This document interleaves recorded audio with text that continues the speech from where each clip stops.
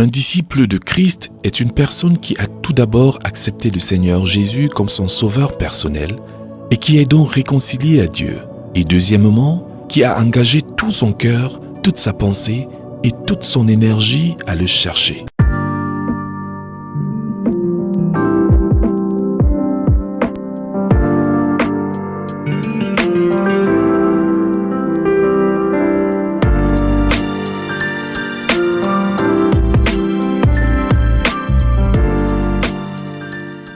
Le disciple fait de Jésus son tout et abandonne tout ce qui pourrait être obstacle à sa communion avec Christ. Une telle personne a Jésus pour bien suprême et hors de lui ne désire rien d'autre. Une telle relation avec Christ dans laquelle il devient notre tout est très coûteuse. Et puisque le Seigneur nous invite à calculer le coût, prenons la peine de l'examiner. Devenir un disciple et le rester nous coûtera l'abandon de tout péché. Le Sauveur dont nous voulons être les disciples se sépara lui-même du péché et vécut une vie sans péché au point qu'il put défier ses ennemis en disant « Lequel d'entre vous me convaincra de péché ?» Il fut réduit au silence parce qu'il était parfait. Ainsi, le disciple qui est un élève de Jésus-Christ n'a pas d'autre choix que d'apprendre à marcher sur le même chemin de pureté. Notre Sauveur est un Sauveur saint. Et nous ne pouvons réellement le suivre que si nous tournons résolument le dos à tout péché dans nos vies.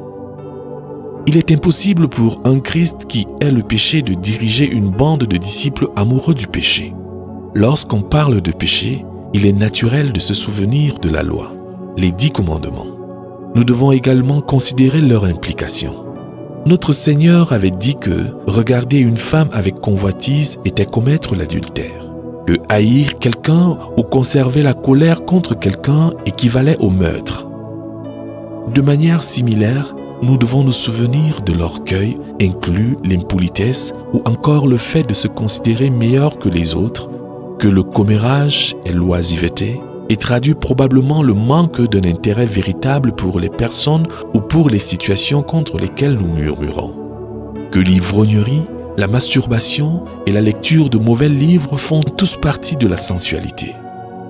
Nous avons tendance à exagérer nos problèmes, nos succès et même nos expériences spirituelles. Toute exagération et toute demi-vérité sont des mensonges et par conséquent sont des péchés devant Dieu. Il est triste de constater que des gens qui connaissent le Seigneur Jésus et qui devaient mieux savoir quoi faire sont souvent piégés dans de tels péchés et donnent l'impression au monde qu'il n'y a pas de victoire dans le Seigneur. C'est encore plus grave lorsque nous déclarons être remplis du Saint-Esprit et cependant continuons à vivre dans le péché. Si l'un de ces péchés domine notre vie, une chose est certaine. Nous ne sommes pas remplis du Saint-Esprit car le Saint-Esprit ne peut pas remplir un vase souillé.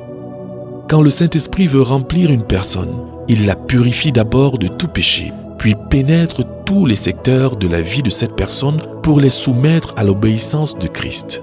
Là où il y a le péché, le Saint-Esprit est de toute évidence très limité.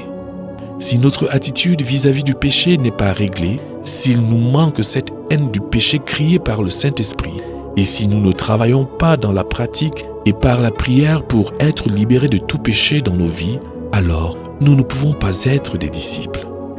Nous pouvons rester chrétiens et même nous tromper nous-mêmes que nous servons Christ. D'autres peuvent aussi le penser, mais ne nous méprenons pas, car Dieu ne voit pas comme l'homme voit. L'homme regarde à ce qui frappe les yeux, mais Dieu regarde au cœur. Le Seigneur regarde à notre cœur aujourd'hui. Que voit-il? Voit-il un cœur propre qui hait le péché, ou bien voit-il un cœur taché et souillé par le péché?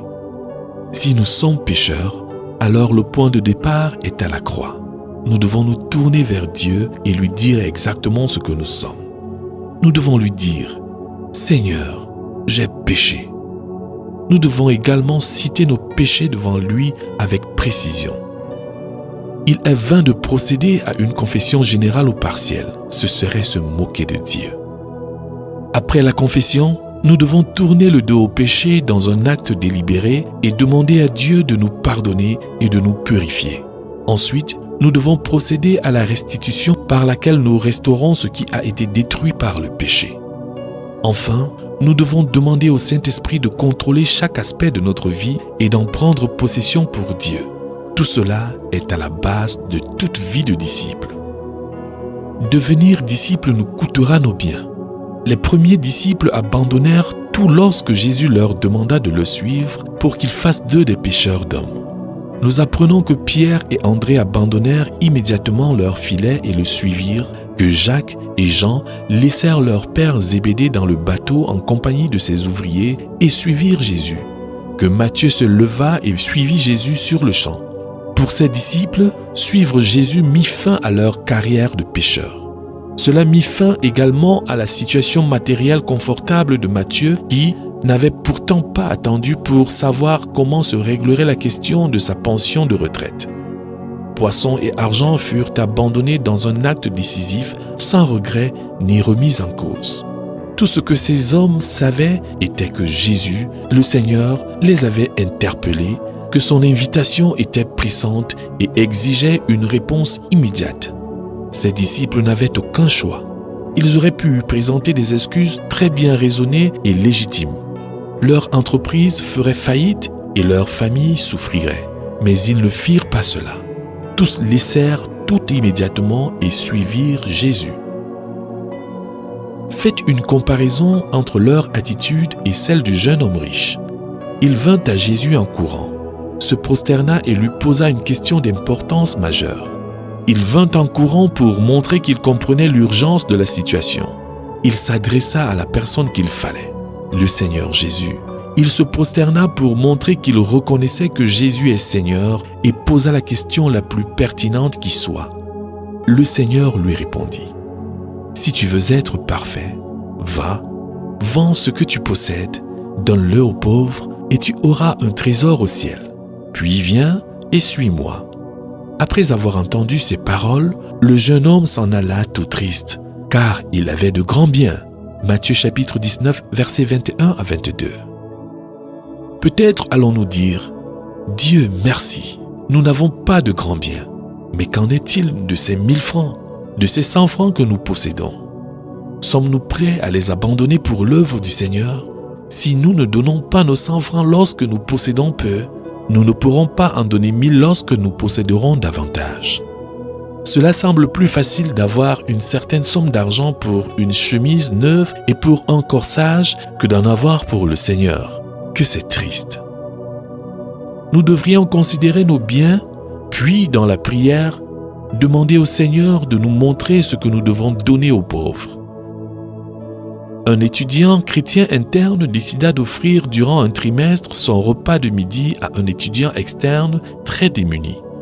Chaque jour, cet étudiant chrétien se contentait du petit déjeuner et du repas du soir et donnait son repas de midi à l'étudiant non chrétien. Ce ne fut pas facile, mais à la fin du trimestre, l'étudiant non chrétien fut gagné au Seigneur par cette démonstration d'amour sacrificiel. Peut-être devrions-nous confronter le fait que nous sommes des amoureux de l'argent et de biens matériels, en réalité amoureux du monde, et que le commandement qui dit « N'aimez point le monde, ni les choses qui sont dans le monde » 1 Jean chapitre 2, verset 15, n'a pas été obéi. Se pourrait-il que l'amour du Père ne soit pas en nous? Très peu parmi nous donnent de façon substantielle à l'œuvre du Seigneur. Bien sûr, nous pouvons déposer dans la corbeille 1, 5, quelquefois même 10 petites pièces d'argent, mais peut-on appeler cela donner? Dieu n'est pas un tas d'ordures sur lequel nous jetons les choses que nous ne voulons pas. Si nous ne donnons à Dieu que les choses dont nous pouvons nous séparer sans souffrance, nous ne savons pas ce que signifie donner. Nous devons donner jusqu'à ce que cela nous fasse mal de donner. Dieu n'est pas un mendiant et beaucoup d'entre nous aujourd'hui s'écrient « Gloire au Seigneur », alors qu'en fait, nous sommes comme le jeune homme riche, trop riche pour tout abandonner. S'il nous faut devenir de vrais disciples, tous nos biens doivent subir une double séparation. D'abord, ils doivent être séparés du diable et du monde, de façon à ce que le diable ne puisse pas en contrôler l'usage. Deuxièmement, ils doivent être séparés de nous-mêmes pour que notre moi égoïste n'ait plus de possibilité de les accumuler.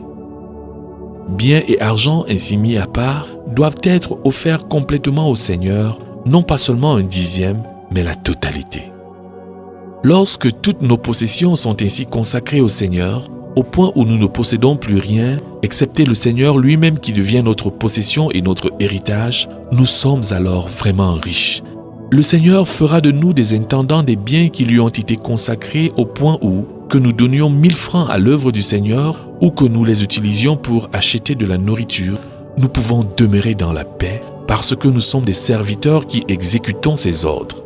Aucun disciple n'a le droit de garder ou de donner une somme quelconque d'argent sans les instructions précises du Seigneur. Nous aurons à rendre compte non seulement de ce que nous avons gardé et qui aurait dû être donné, mais également de ce que nous avons donné en dehors de la volonté du Seigneur.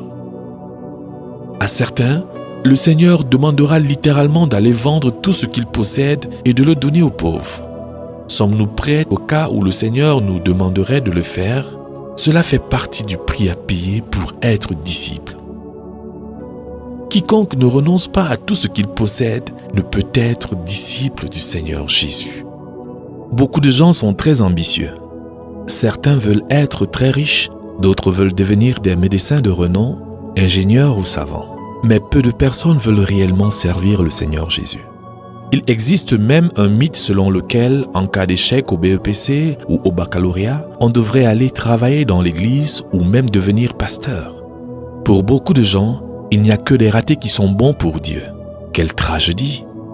Dieu mérite le meilleur qui peut être obtenu. Si quelqu'un a obtenu d'excellentes notes au baccalauréat, s'il a une licence avec mention, très bien, une maîtrise ou un doctorat, n'est-ce pas là la bonne personne que Dieu désire? Bien sûr, il peut utiliser des gens qui ont échoué, mais qui est digne de ce qu'il y a de meilleur si ce n'est notre Dieu.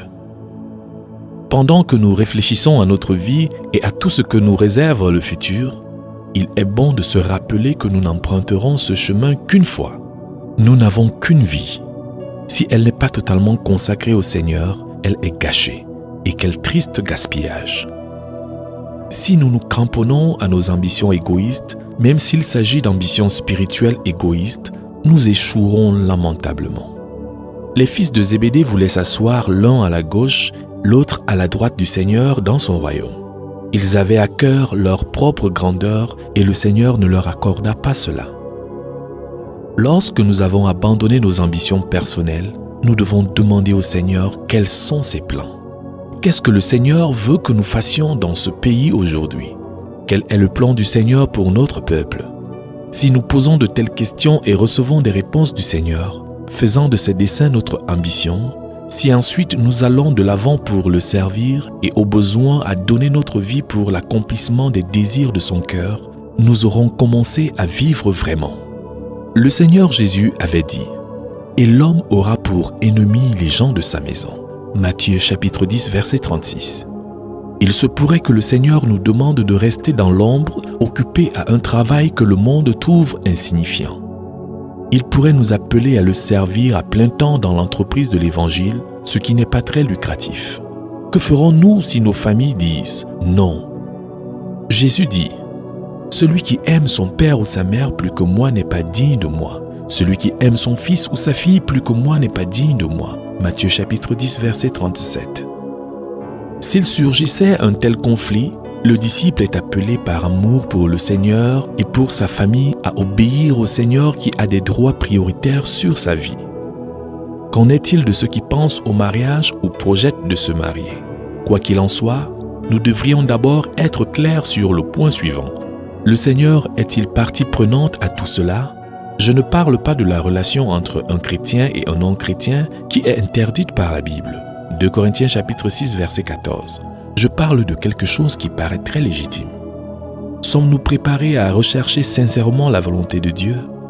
Parmi les 12 apôtres du Seigneur, il semble que ceux qui étaient célibataires au moment de leur appel le soient restés toute leur vie. Le travail du royaume de Dieu ne leur avait pas ouvert le droit au mariage.